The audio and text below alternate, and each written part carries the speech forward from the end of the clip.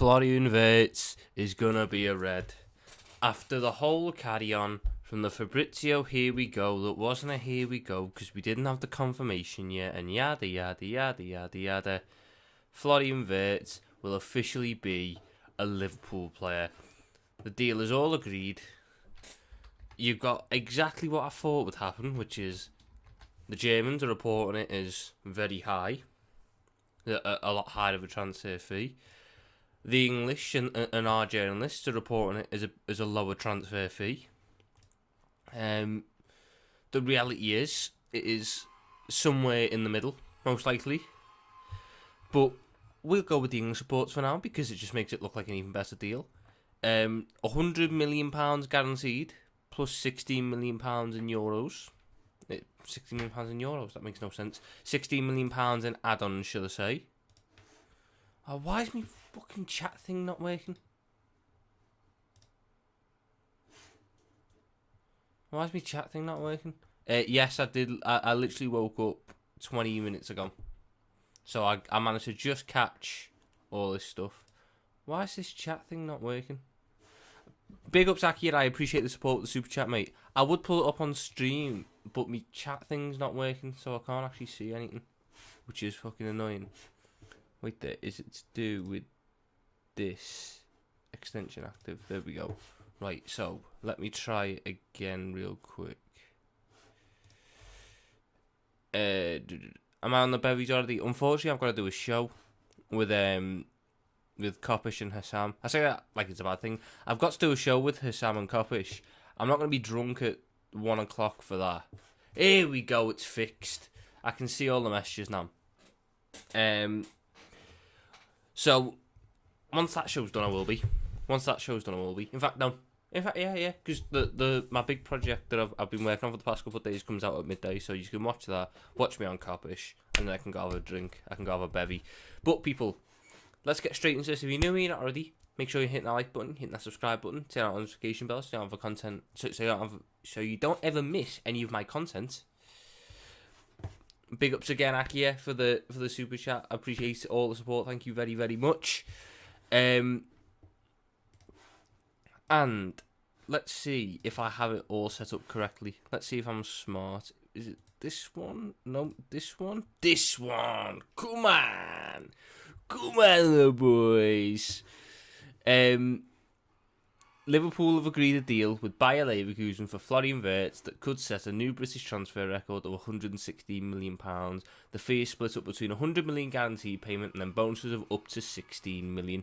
So if Liverpool absolutely smashed out the fucking park, we'd only ever pay one more million than the British transfer record, which is an incredible deal in itself. What are your thoughts on Trent Alexander-Arnold? He's a rat, he's a snake, and everything that I said was right, and people who doubted me, and people who said I was disrespectful, and I need to understand that I know things. But yeah. That was poor Joyce. Then we had Lewis Steele confirming it. Liverpool have agreed a club record deal to sign German superstar Florian Wirtz for a package that could rise to £116 million. Ben Jacobs also confirmed it. Liverpool reached an agreement in principle for Florian Wirtz, £100 million guaranteed and £16 million add-ons. The vast majority of the £16 million is linked to Liverpool winning major trophies and Wirtz being in the team to achieve it. Then Mark McAdam gave us a bit more of a breakdown. He'd done it in euros, which is a bit fucking stupid. But total package €137.5 million, guaranteed €117.5 plus 20 add-ons, which translates to £100 million plus £16 million. Personal terms, not a problem. Medical next week. He'll be a Liverpool player come next Tuesday, probably.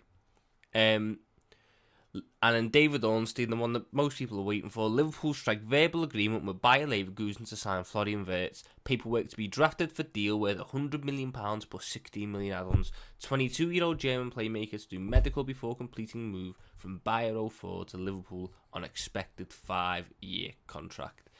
Now, the whole add-ons part is the interesting bit for this, because I had to look into it. Caicedo's deal is the current British record transfer at 115. But the breakdown of that to me read that Chelsea pretty much paid all that 115 because all their add-ons were related to how many appearances he made and if Chelsea got back into the Champions League. Now they've got back into the Champions League and he's made a shit ton of appearances. So my line of thinking is Chelsea have already gave Brighton all the add-ons for that deal. Whereas I think R1 is going to be contingent on competition performance. So I think, I can't remember who said it. I'll find it for you now, because it should be in my notifications. Where I tweeted it. Yes, that's it. It was the Ben Jacobs one. The fact that the stuff is guaranteed or contingent on us winning major trophies, that to me makes the add-ons a little bit more worthwhile. Chelsea have, and up until we win the Champions League, Florian Wirtz is not the British record signing. The moment he wins the Champions League, he will be. But until then, he's not. Which, it's going to sound stupid, but it's a bit of a pressure off his shoulders, being this club record transfer. So, we're loving it. We're loving it. I'm glad that things finally... I wouldn't call it a saga. Because there was never any doubt in my mind that we were getting him. The moment he chose us, there was no doubt in my mind that we were getting him. Because that was where it was different from all the other ones in the past. Caicedo had never chosen us. Lavia had never chosen us. Zubimendi had never chosen us. We jumped the gun and we got fucking shit in our face. This time, Florian Wirtz made it abundantly clear to those that wanted him, those that were willing to pay the money, and those that have since tried to backtrack, that he wanted to join Liverpool. He wanted to join Arne Slot. Therefore, I didn't have any doubt in my mind that it was going to go through. He is still the club record owner, thank God. Thank God he is, because I can't...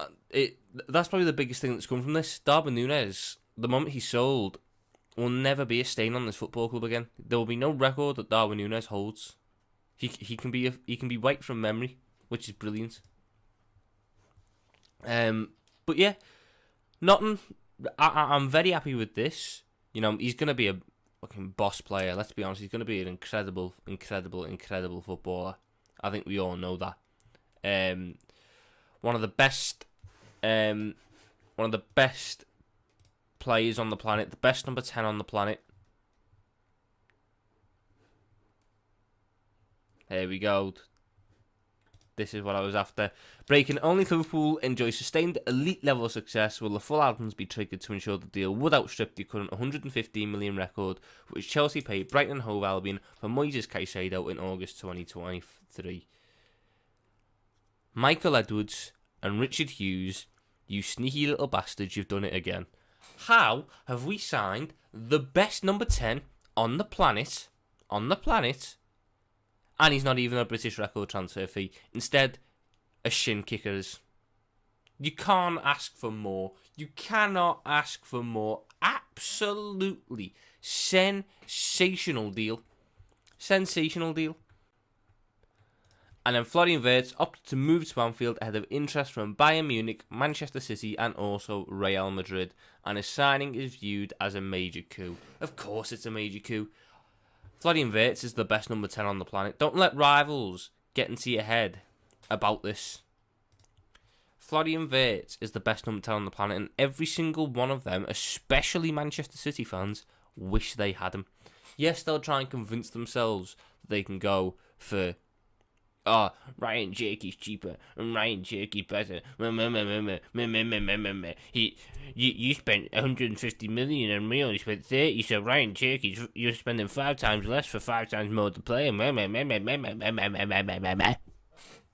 The reality of the fact is Liverpool Football Club have pulled down all these other clubs' pants. We've got a fucking boss manager who can convince any player to come play for Liverpool Football Club. We've got a boss team which players want to play for. We've got a boss fan base. We've got a boss stadium, and players want to come and play. And those that turn us down, or those that snake us and try and leave, they don't enjoy success. So why was the 150 million euros thrown around so much? What you're getting is the two sides of reporting. Liverpool side going to report it as less. Leverkusen side going to report it as more. So Leverkusen are going to report it as closer to 150. Liverpool are going to report it as close to 130. The reality of the fact is the real price is probably somewhere in between. It's probably somewhere in between. But it's absolutely, it's the carry on since the Fabrizio here we go, and then the whole, the deal hasn't been agreed yet, yada yada yada. I'm just glad it's done, and I'm glad that all those doubters can hold that. Anyone who doubted this football club, anyone who doubted Michael Edwards, anyone who doubted Richard Hughes in this negotiation, anyone who said Liverpool Football Club cannot attract big name players, can go and fuck themselves. Florian Wirtz will be done by next week. Kerkers will be done by the end of next week. Liverpool Football Club can then spend the rest of the window attacking a striker, attacking, a midfield, and attacking a defender. Exactly what we need to do. We are acting like a very serious club this window. We have went into this window. Oh, we can't win. We can't win. We can't win, people. I now understand that we cannot win. We cannot win. We either don't pay the 115 million, we're broke boys, we're unserious because we don't want to stay at the top, and we have no ambition. Now, we pay the 150 million, we're overpaying, we're unserious, and we have no ambition. Oh, it's incredible. We can't win. We can't win. Oh. Is there anything on Kerkers? Has he said anything on Kerkers? Further additions are planned. Come on, the boys. Liverpool spending under their head coach Arne Slot will continue, with Bournemouth's Milos Kerkers a key target, with the left back having been valued at about £45 million. We are being serious this window, people. We are a very, very serious institution this window. We are boxing everything off that needs to get boxed off.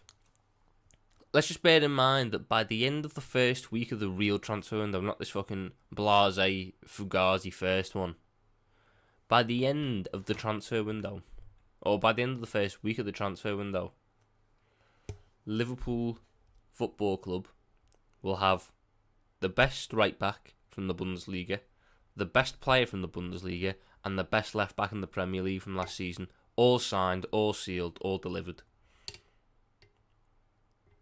And they won't stop there. The one thing you could have always went at this club for, this football club for, they never wanted to seemingly stay at the top. They'd get to the top, they'd climb the mountain, and then they would sit on their arse and let everyone else catch up. Or sit on their arse and watch as they fall off the side. Right now, we've climbed to the top of the mountain. We didn't expect to, but we climbed to the top of the mountain. And people in charge are sitting here and going, you know what? Let's keep it that way. We'll do what is needed to be done to keep it that way. Liverpool Football Club are going to go back to back, people. If this window continues in this same ilk, Liverpool Football Club are going to go back to back. There is no team that can catch us. We have one of the best managers on the planet. One of the best managers on the planet. One of the best teams on the planet. Let's be logical here, people. You know how when we were in races with City, they'd like to laugh at us for what we'd say about the players, but let's be honest. We have the best goalkeeper in the Premier League. We're going to have one of the best left-backs in the Premier League. We have the best centre-back partnership in the Premier League. We're going to have one of the best right-backs in the Premier League. We have one of the best performing DMs from last year, the Young Player of the Year. We already have one of the best midfielders in the league in Alexis McAllister. We're adding the best number 10 in the league in Florian Wirtz. We already have the best player in the league in Mohamed Salah. We had a good striker. Luis Diaz is the best left winger in the league. And that's come from someone who doesn't even like him. But the competition out left isn't strong, so we've got the best left winger in the league. All this. And people are trying to tell me, oh, no, you gotta be cautious, you gotta be calm, you gotta be this, you gotta be that, Embrace what you are seeing. Liverpool Football Club are a serious institution that are gonna go back to fucking back, baby. Back to fucking back. Run me Madrid in the UCL for a Florian masterclass. Oh, mate, you know what, though? I will say this. I don't want us to play Madrid necessarily. I do, but I don't, because if we play Madrid, our team structure will go out the window. Every single one of our players will move to the left-hand side. We'll have about 5 left wingers on the day. Everyone will want a bit of running at Trent and cooking him because he can't defend. Everyone will. Absolutely everyone will. So I don't necessarily know if it's the smartest deal. You know, maybe we could do with them in the final when, you know, I know we're going to be a bit more structured defensively. Because, you know, we play them in the group stage where it might not necessarily matter. Mate, Mohamed Salah's going to play his first ever game off the left wing.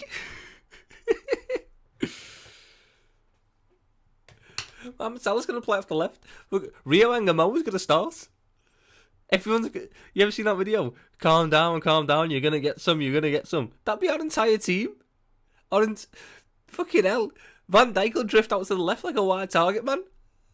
Ugh. But it would all be worth it to watch us smash that fucking little rat and his new club at Anfield with our new mega money sign. You know what's funny? People saying, Trent left because Real Madrid can give him what Liverpool can't. Liverpool are doing everything they can to give the players that are loyal what Trent wanted. Let's bear that in mind, people. Trent jumped ship because he thought there was better, and he thought Liverpool wouldn't be able to match the ambition of a Real Madrid. When in reality, Liverpool Football Club have seen that rat do that, and have went, you know what? We are going to reward the players who were loyal, reward the players who did stand by this football club, and we are going to give them all the pieces to succeed for the next couple of years. I bet you my bottom fucking dollar that Trent Alexander-Arnold wishes he was playing at Liverpool with Florian Wirtz. I bet my bottom dollar. None of this fucking Jude Bellingham Real Madrid shit, because that'll go up in flames the moment Rafinha does him. The moment Rafinha absolutely grills him in El Clasico, Trent Alexander-Arnold will no longer want to be playing for Real Madrid, because they will no longer want him. So, he's definitely looking at this fucking livid with what he's done. But I don't care. He's never welcome back. We've got Florian, we've got Jeremy, we've got Milos, all the boys making all the noise. I'm going to win the Premier League again. Mate, can we all just sit here, genuinely, and think about Mohamed Salah, Florian Wirtz link up? Do you understand how disgusting that's going to be? Florian Wirtz linking up with Mohamed Salah. And then you're adding Jeremy Frimpong at right back, who can just bomb up and down, inside, outside, wherever he needs to be. You add all that together, with potentially as well a Dominic Szoboszlai. He might be playing a game and he's drifting over to the right. Mate, we're going to have the best right-hand side that the league's seen. Florian drifting when he needs to go. Maybe he runs into the box. Maybe he's drifting out wide, creating, linking up. He is mega. He is absolutely mega. And don't listen to these City fans who'll sit there and try and make out that they didn't want him.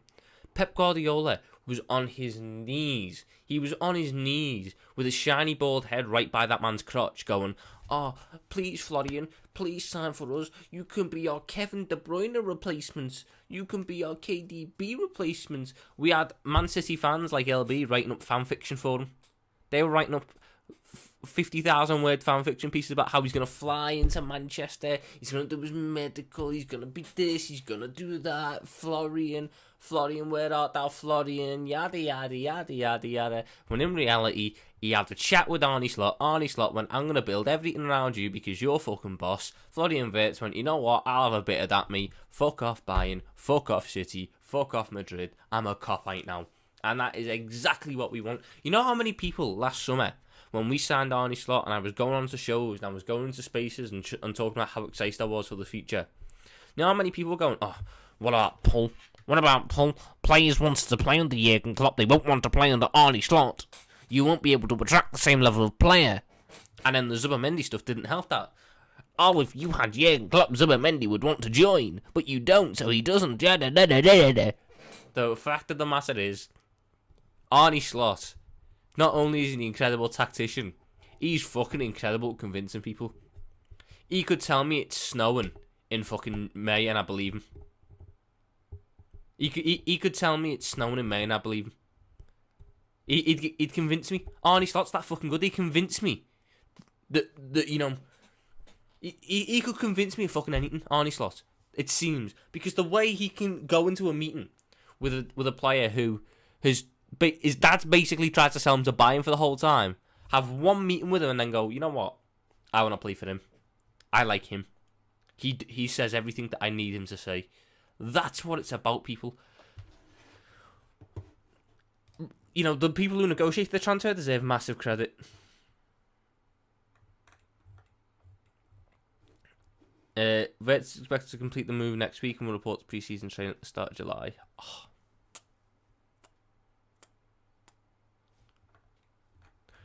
Let me just pull the price one back up.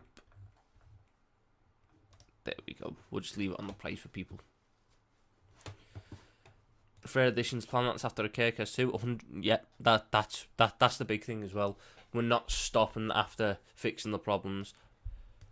We're gonna get a striker. We're gonna get a good striker, and I do. Part of me, the small little part of me, in the little back part of my brain, the illogical part of my brain is going, what if Isak rejects a contract? What if Isak rejects that new deal from Newcastle? That part of my head is running rampant going, what if he says no to Newcastle? What if he turns him down? Is there a chance? So you're telling me there's a chance? I think we're waiting. I think we're waiting to see who this top striker is going to be. I think that Ekitike is the fallback option, and I do think that Ekitike wants to join us a lot more than the other clubs. But I do think that Liverpool Football Club are going to be sitting there and waiting to see what goes on with the striker market across the next couple of weeks. And if an opportunity becomes available, yes, I'm using that word again, opportunistic.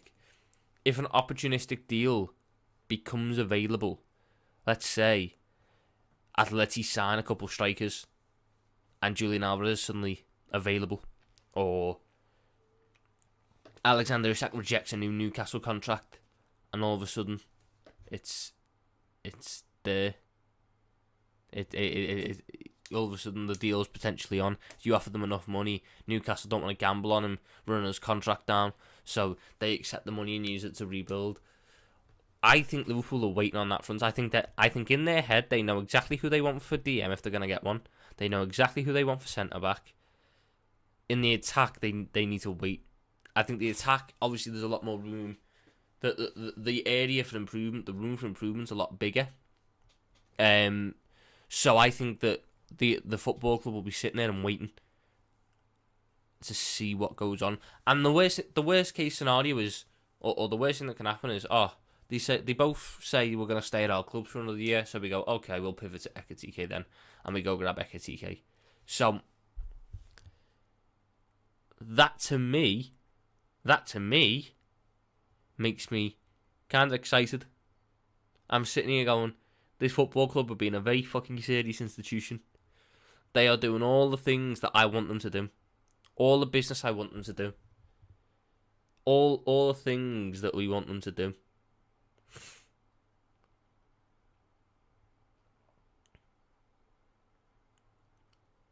Midfield, I think, is obvious. I think we need another Morton in midfield. Someone who is an incredible passer from deep.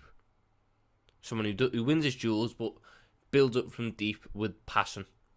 Now, there's other players who can do that, an Angelo Stiller. But I think Adam Morton's the ideal solution for that. Centre-back, you can... you're more likely than not, because you've got Virgil van Dijk for the next 2 years, you're more likely than not going to be looking at a 30 to 35 million pound youngish guy who can be a backup, and then, if he plays well enough in 2 years' time, might be able to take that spot. So I'll be honest, as a name that's really interesting, and he came up. You'll have seen him come up in reports with Quansah the other day. Loic Bade from Sevilla is a very good centre back, very good. I know Ousmane Diamante's also been linked with Palace, so that to me looks like another one that could potentially happen if you pay the money. I'm happy with either of them. I think Loic Bade is probably a slightly better option just because he's naturally left-sided. He's a left footer on the left, so it makes a little bit more sense to be the Van Dijk backup. But if you really are a big fan of Ousmane Diamante, which I'm not against, then Quansah just moves to a full-time left centre-back. But I'm very, very, very, very, very, very, very excited for the rest of this window. Not only are we going to be able to get a lot of key pieces in for the start of pre-season, something that I feel gets overlooked a lot with the season we had last year. Our pre-season was fucked last year. Our pre-season was horrendous. Half the key players didn't come back until 1 week before the season started. They got one pre-season friendly against fucking Sevilla at Anfield, and that was it. That was all they got. Now, this season, it looks like they're going to get a full pre-season under their belts. A full pre-season where they can work with it. A full pre-season where they can absolutely nail what they want to do this pre-season, which opens the door up to more of a tactical evolution. If you can work for a full month and a half in pre-season, you can then enable yourself to do more unique tactical things because you've got a longer period of time to get it settled, a longer period of time to get it figured out. So that, to me, is the most important bit. We're signing a lot of players this window. There's going to be room for a bit of a tactical change. We are putting ourselves in the best position to nail that tactical change because we are giving the manager and his coaching staff, I mean, that's another thing we need to talk about, he's got his new assistant manager, but we are giving the manager and his coaching staff the longest period of time they would need to figure out this new tactical evolution. That's what it is being a smart football club. That's what it is being a clever football club. Right, let me just address this. We ain't paying over 60 million for a backup player. If you sign Adam Wharton, you don't have a backup DM. You have two starting option DMs who you play based on opposition. And one of your DMs can go into an 8 if needs be. So, we sign Wharton. We have Gravenberch, we have Szoboszlai, we have McAllister, we have Jones. One game, you could go, right, we are up against a good opposition here. We need to make sure we are defensively sound in the midfield so we can allow our fullbacks to bomb on high. So we will go Gravenberch, Wharton, McAllister, our three best defensive-minded midfielders. Brilliant. The next game, we all of a sudden have... Who do we have next game? We got Leeds. Leeds want to attack. Leeds want to get high. Leeds want to try and put yourselves on. There's lots of space in behind. We're at home. We can dominate them. We can play a bit more of an attacking-minded midfield. So you'll see Gravenberch, McAllister, Szoboszlai.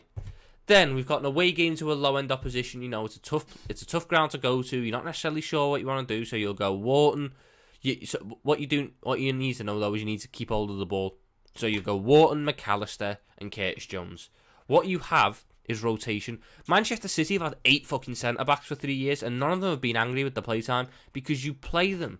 You play them in that way. You have so many games. How best can I put this?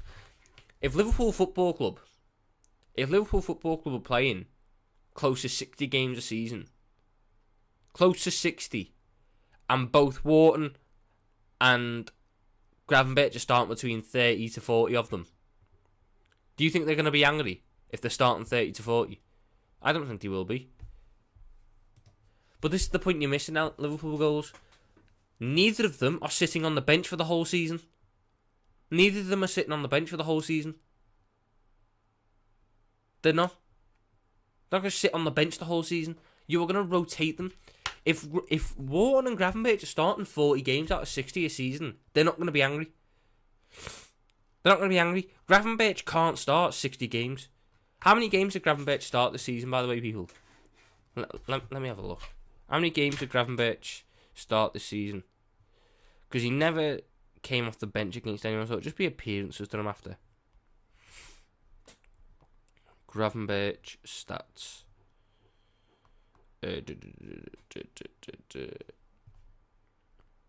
So Ryan Gravenberch started. Is that 48? No, 49. Ryan Gravenberch started 49 games this season. He was gassed after 30. So what you need is an option that Arne Slot trusts who he can bring in. You get an Adam Morton in. Ryan Gravenberch can go down to starting 35, 30, which then means you get the peak version of Ryan Gravenberch for the whole season when you need him. And then you get another DM who can come in and the quality level doesn't drop. So in the other 30 games that you got, because you're playing close to 60 game seasons now, you've got another top DM coming in and making sure that the team's level doesn't drop. Slot doesn't rotate like that. Slot didn't rotate like that this season because Slot didn't like the options that he had. He didn't trust the options that he had within his squad to rotate. He used a set of 16 players, pretty much Arne Slot this season. He used a set of 16 players because he didn't trust the rest. Yes, Jurgen Klopp often benched Fabinho when he was fit. For the first 6 months of Fabinho's Liverpool career, he barely played. Then after that, when it was needed, Jordan Henderson would drop into DM because Jordan Henderson was still a competent DM. Or at times, Wijnaldum would drop into DM.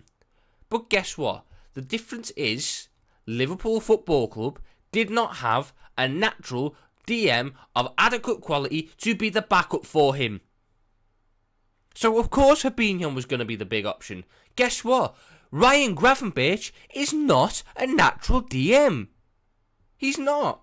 So Liverpool Football Club could, in theory, buy a player who is a better fit in that position than him. Regardless of how good Ryan Gravenberch has been this season, where he has been absolutely excellent, Liverpool Football Club could, in theory, buy a better DM than Ryan Gravenberch.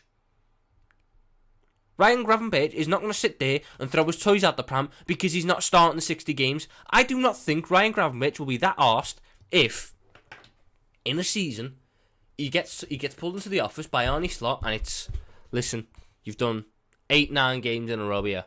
You've done well in the 8, you've done well in the 6. Listen, we've got Burnley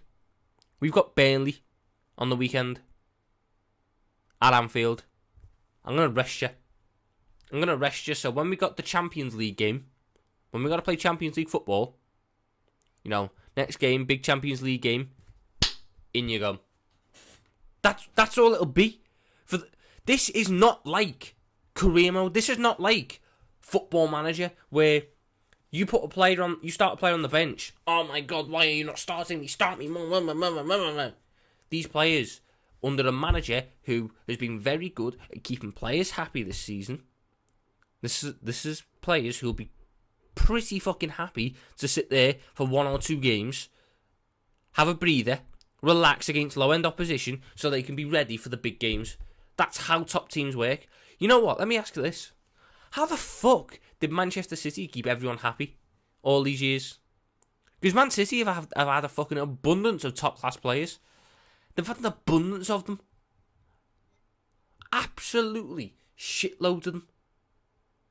It was fucking gluttony how many players they'd have in certain positions. But at no point, bar Joao Cancelo, who saw his arse because fucking Rico Lewis was playing, at no point were players throwing the toys out the pram because of game time. How? A Liverpool Football Club, the only club who apparently cannot run a rotation system. How are we the only club that seemingly can't rotate players? Come on, people. Footballers, surprisingly, yes, footballers want to play. But you know what? Footballers are quite happy to rest when there's bigger games to play. I can guarantee you, if we're next season with Wharton and Gravenberch, and Arne Slot goes, listen lads, I need just I'm not going to play you as much today because we've got Real Madrid midweek at the Bernabeu, and I need you ready for that one. Do you think they're going to go, no, how dare you, Arne? I want to play against Burnley.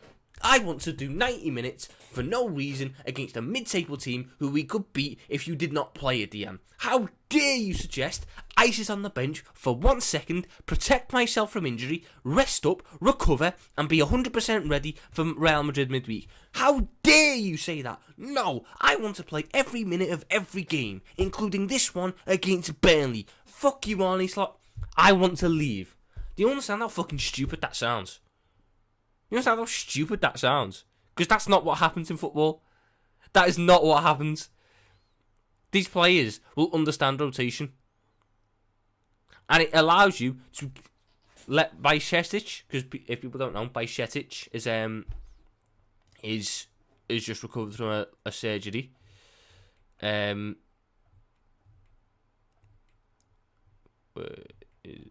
else? No. Bajcetic has just had hamstring surgery, so he's recovering from that. What this does is gives you a wonderful opportunity to let him recover in peace, and if he's good, go back out on loan, because he needs more football. He needs more football.